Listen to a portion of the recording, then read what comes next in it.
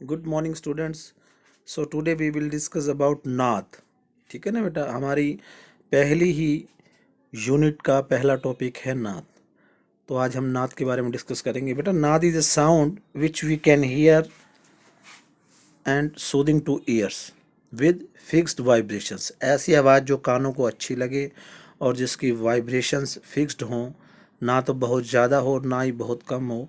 ऐसी आवाज़ जो हमें सुनने में अच्छी लगे वो नाद है। ठीक है ना बेटा। तो नाद वैसे तो बेटा बड़ा डिटेल में है ये टॉपिक, लेकिन यहाँ पर ये एग्ज़ाम में 2 और 3 मार्क्स के लिए पूछा जाता है। Maximum 3 marks, minimum 2 marks. तो हम इसका शॉर्ट में ही डिस्क्रिप्शन करेंगे। तो बेटा, नाद जो मैं बोल रहा हूँ, जो आप सुन रहे हैं, ये नाद है, क्योंकि इसकी वाइब्रेशंस फिक्स्ड हैं, बहुत ज़्यादा नहीं है बहुत कम नहीं है। तो आप इसको नाद बोल सकते हैं। ठीक है ना बेटा। Then according to many writers, what is naad? So beta, in general language the meaning of naad is sound which we can hear, but in music the sound which has fixed vibrations and soothing to ears is called naad. Naad is the basic element of music structure. Naad is a sense of music. ठीक है ना बेटा, समझ आ गया ना।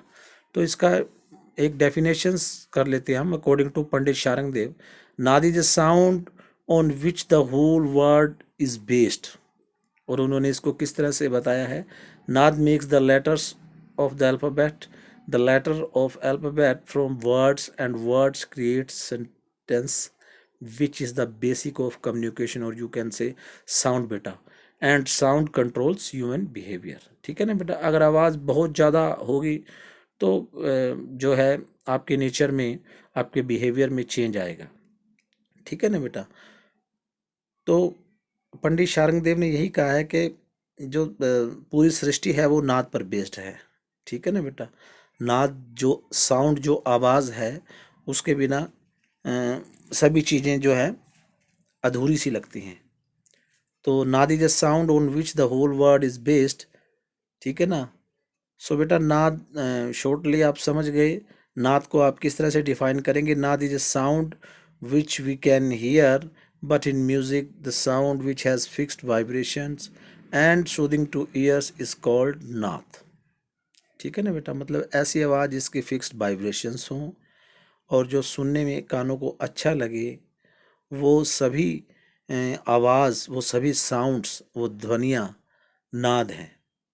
और नाद को जो है बेटा, नाद is the basic elements of music structure. ठीक है ना।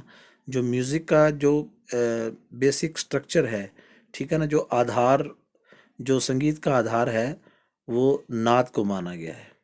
ठीक है बेटा। तो आई होप कि आप नाद के बारे में समझ गए कि नाद क्या है। ठीक है ना। ऐसी आवाज़ जो आपको सुनने में अच्छी लगे उसको हम नाद कहेंगे। ठीक है ना बेटा। तो आगे नाद के भी टाइप्स हैं, आइए देखते हैं। तो अकॉर्डिंग टू डायग्राम, नाद की 2 टाइप्स हैं बेटा, आहत नाद और अनाहत नाद। ठीक है ना। अनाहत नाद अकेला है और आहत नाद के भी आगे 2 पार्ट्स हैं, म्यूजिकल एंड अनम्यूजिकल। ठीक है ना। म्यूजिकल और अनम्यूजिकल में क्या है। म्यूजिकल जो संगीत से रिलेटेड जो भी साउंड्स हैं वो भी आहत नाद में आती हैं। और अनम्यूजिकल साउंड्स जैसे किसी का चिल्लाना बहुत ज़्यादा ज़ोर से, कोई चीज़ गिर जाना काफ़ी ऊंचाई से और नीचे आके टूट जाना।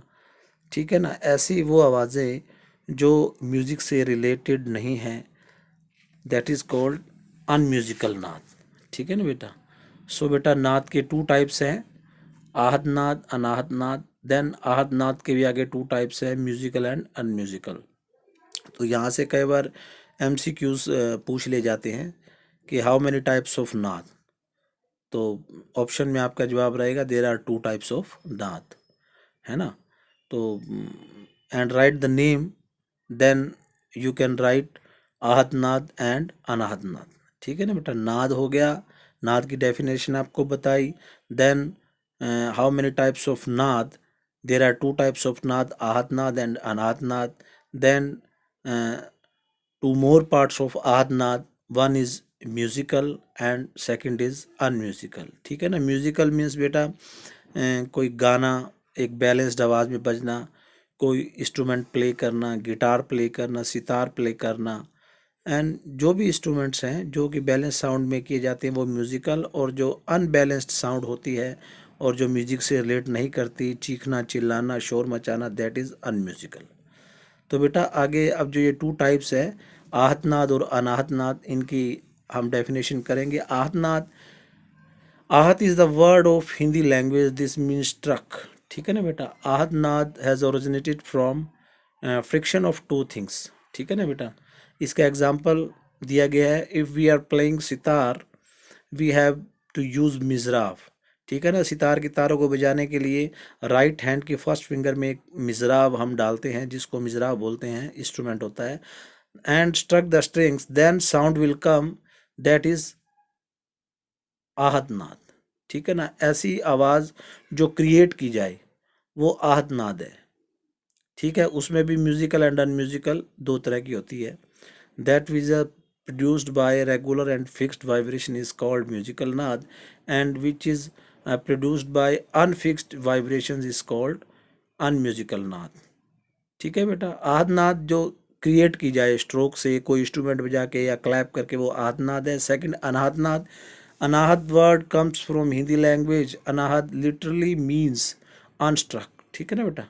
The sound which is already present in universe और you can say nature is called anahat naad. Secondly, this naad originates from the knowledge of inner self. For example, if we close our ears with hands and move our hands slowly, then sound will come. That naad is called anahat naad. ठीक है ना बेटा। बेटा in detail में आपने इतना ही समझना है कि नाद, जो आहत नाद है वो क्रिएट किया जाता है। ठीक है ना। इंस्ट्रूमेंट बजाकर, मतलब टू थिंग्स की जो फ्रिक्शन होती है, जो उनकी आपस में उनका मिलना है, तो वो आहत नाद क्रिएट करता है। ठीक है ना। जैसे सितार बजाना, क्योंकि सितार को बजाने के लिए दोनों हाथों की ज़रूरत पड़ेगी, स्ट्रिंग पे स्ट्रोक करेंगे तभी साउंड प्रोड्यूस होगी, तो वो आहत नाद है बेटा। ठीक है। सितार अगर आप बजाते हैं, ढोलक आप बजाएंगे, तबला बजाएंगे, हारमोनियम बजाएंगे, कोई भी इंस्ट्रूमेंट्स या क्लैप बजाते हैं, ताली बजाते हैं, ठीक है ना, तो वो जो है दैट इज़ आहत नाद। और अनाहत नाद, अनाहत नाद बेटा ये क्रिएट नहीं की जा सकती, ये ऑलरेडी नेचर में प्रेजेंट है, और इसको सुनने के लिए बहुत ज़्यादा मेडिटेशंस की ज़रूरत पड़ती है।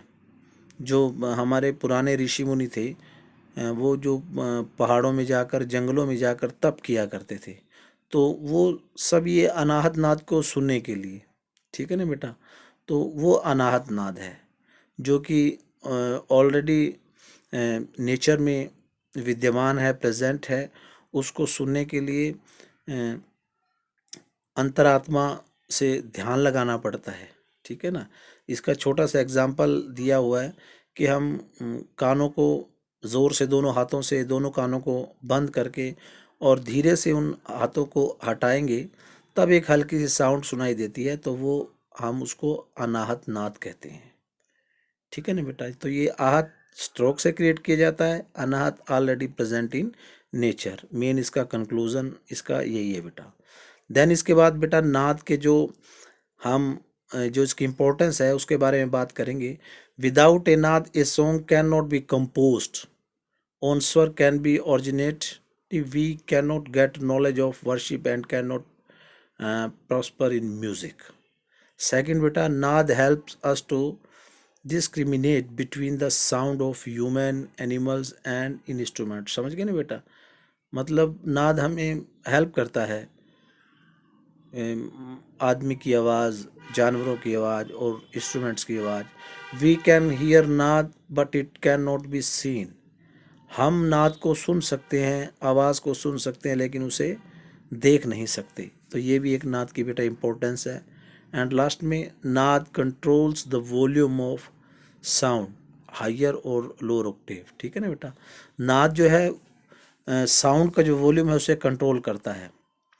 ऑक्टेव, अभी आपके आगे ऑक्टेव भी आएगा शॉर्ट नोट्स में, जिसमें हमारे पास 3 ऑक्टेव होते हैं ना, lower Octave, middle Octave and high Octave. तो उसी का यहाँ जो है डिस्क्रिप्शन दिया गया है कि नाद controls the volume of sound. ठीक है ना। मतलब नाद साउंड को कंट्रोल करता है, हमें उससे पता लगता है कि वो हाई ऑक्टेव की साउंड है या लोअर ऑक्टेव की साउंड है। तो मेनली बेटा नाद की इम्पोर्टेंस बहुत ज़रूरी है म्यूज़िक में, एंड योर जो आपकी लाइफ है उसमें भी नाद की इम्पोर्टेंस बहुत है। Without a naad a song can not be composed, ये मेन चीज़ है बेटा म्यूज़िक की, ठीक है ना। बिना नाद के हम म्यूज़िक में कुछ भी कंपोज नहीं कर सकते।